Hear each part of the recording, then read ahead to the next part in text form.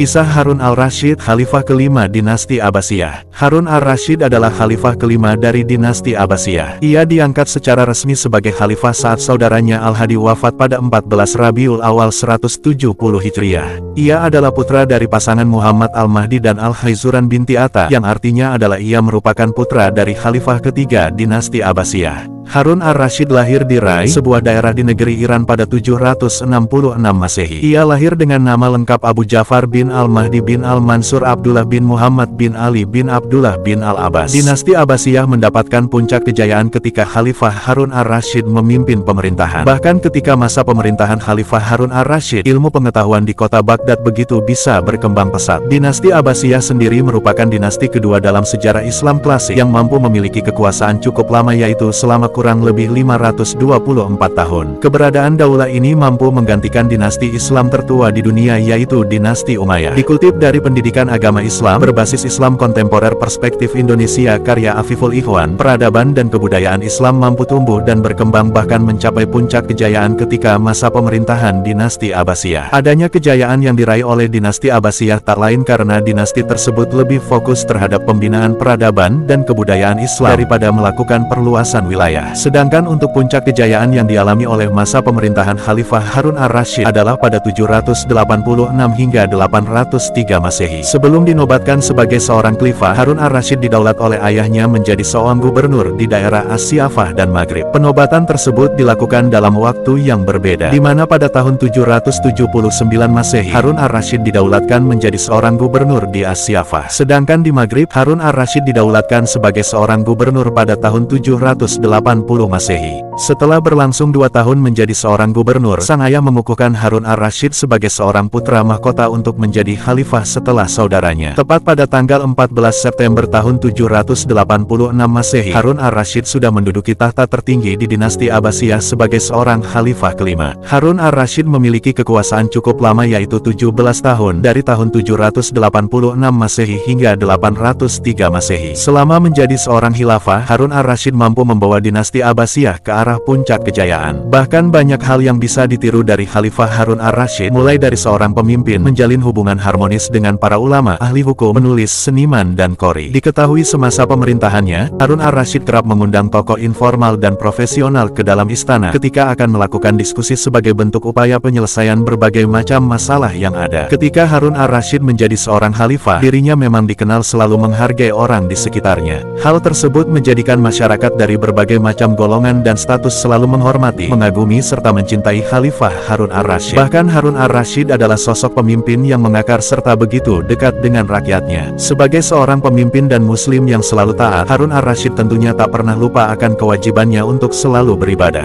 2 kali dalam setahun, Harun al-Rasyid selalu menunaikan ibadah haji dan umrah. Namun kala itu Harun al-Rasyid menunaikan ibadah haji dan umrah dengan cara berjalan kaki dari Baghdad ke Makkah. Ia juga tak pernah lupa untuk selalu mengajak para ulama ketika menunaikan ibadah haji maupun ibadah umrah. Salah satu hal menarik dari sosok Khalifah Harun al-Rasyid adalah ketika dirinya tak berkesempatan untuk menunaikan ibadah haji, maka ia akan menghajikan sebanyak 300 orang di daerah Baghdad dengan biaya sepenuhnya ditanggung dari istana. Hal tersebut juga menjadikan banyak masyarakat Baghdad merasakan akan suasana aman, tentram, dan damai selama masa pemerintahan Harun al-Rasyid. Selain itu, ia juga dikenal sebagai sosok yang tak mengenal kata kompromi akan korupsi yang bisa merugikan rakyat. Bahkan ketika yang melakukan tindakan korupsi tersebut adalah orang terdekat dan banyak memberikan pengaruh di dalam kehidupannya, misalnya seperti tindakan pemecatan serta memenjarakan Yahya bin Khalid yang ia angkat sebagai Perdana Menteri atau Wazir. Kala itu Harun al-Rasyid juga melakukan penyitaan dan pengembalian harta Yahya bin Khalid yang bernilai 30,87 juta dinar yang didapatkannya dari hasil korupsi ke kas negara. Dengan begitu pemerintahan yang dipimpin oleh Khalifah Harun al-Rasyid selalu terbebas dari adanya korupsi yang bisa menyengsarakan rakyatnya. Jika digambarkan, sosok Harun al-Rasyid adalah seorang khalifah yang memiliki perawakan tinggi, berkulit putih serta tampan. Pada masa kepemimpinan Khalifah Harun al-Rasyid, Dinasti Abbasiyah mampu menguasai wilayah kekuasaan yang terbentang luas dari daerah Laut Tengah di sebelah barat hingga ke India sebelah timur. Walaupun pada dasarnya, Khalifah Harun al-Rasyid juga merasa jika menjaga akan keutuhan yang dikuasai olehnya terbilang tidak mudah. Pasalnya ada berbagai macam pemberontakan ketika ia menjadi seorang pemimpin. Pemberontakan yang pernah terjadi pada masa kepemimpinan Khalifah Harun ar-Rasyid adalah seperti pemberontakan Khawarij yang dipimpin oleh Walid bin Tahrif pada tahun 794 Masehi. Lalu ada juga pemberontakan Musa al-Qasim pada tahun 799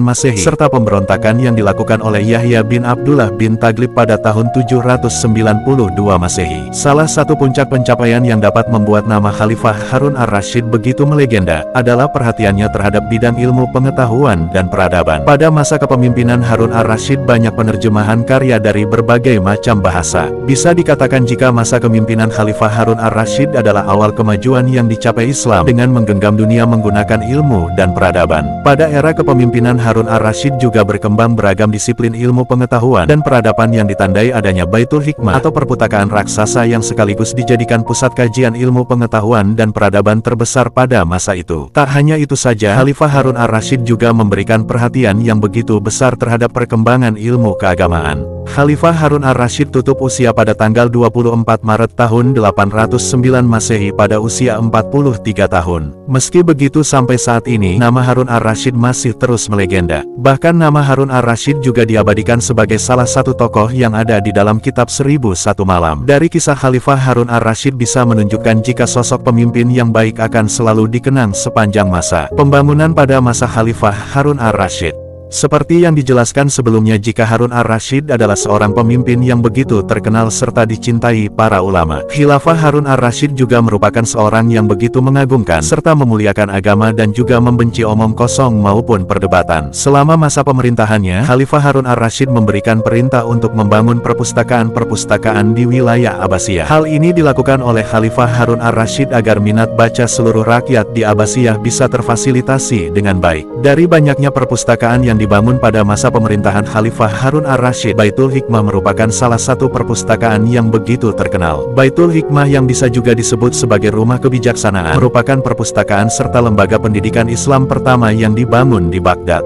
Fungsi utama dari Baitul Hikmah bukan hanya sebagai perpustakaan saja, namun juga memiliki fungsi sebagai biro penerjemah dan tempat berkumpulnya para intelektual dan cendekiawan dari berbagai kerajaan untuk saling berkumpul. Bisa dibilang jika keberadaan dari Baitul Hikmah merupakan simbol dari kehidupan manusia yang memiliki tingkat kecerdasan intelektual tinggi. Hal ini tak lain karena penguasaan terhadap ilmu pengetahuan bisa memasuki sendi kehidupan manusia yang berada di paling dalam, yaitu ruang akal dan pemikiran, yang juga bisa memberikan efek lebih besar dari hanya sekedar penguasaan jasmani belaka saja. Menariknya lagi, Khilafah Harun ar-Rasyid juga menerjemahkan buku pengetahuan dalam bahasa Arab. Adanya gerakan penerjemahan ini adalah salah satu bentuk asimilasi yang terjadi antara bangsa Arab dengan bangsa lainnya yang sebelumnya telah mengalaminya. Tak hanya itu saja, pasalnya dalam masa pemerintahan Khalifah Harun ar-Rasyid, ia juga melakukan banyak pembangunan dengan tujuan untuk kesejahteraan rakyat dan juga untuk memajukan peradaban Islam. Beberapa di antaranya adalah membangun kota Baghdad yang terletak di antara sungai Efrat dan Tigris dengan membuat bangunan-bangunan yang begitu megah. Selain itu, ia juga membangun tempat peribadatan. Tak hanya itu saja, pasalnya pada saat masa pemerintahannya, dirinya juga membangun sarana pendidikan, kesenian, kesehatan, dan juga perdagangan.